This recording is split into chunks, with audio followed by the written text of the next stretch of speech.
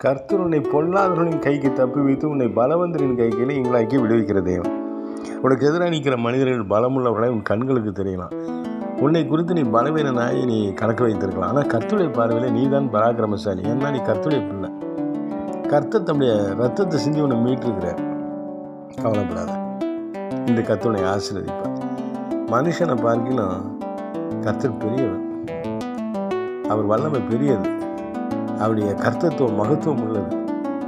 அவர் நீதி உள்ள தேவன், அவர் நியாயமான தேவன், அவர் சர்வ வல்ல தேவன்.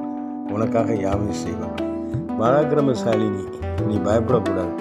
கர்த்தருடைய ரத்தம் உன்னை மீட்டு இருக்கிறது. அந்த வெளியேறப்பட்ட திரு ரத்தத்தாலே மீட்கப்பட்ட உனக்கு எதையும் செய்ய பலன் உண்டு. அவருடைய தயவினாலே, இரக்கத்தினாலே, கிருபையினாலே நீ சாதிக்க பிறந்தான். இப்பொழுதே நம்பிக்கையோடு விசுவாசத்தோட அறிக்கை செய், நான் பராக்கிரமம் உள்ளவன் என்று சொல்லி. அல்லேலூயா.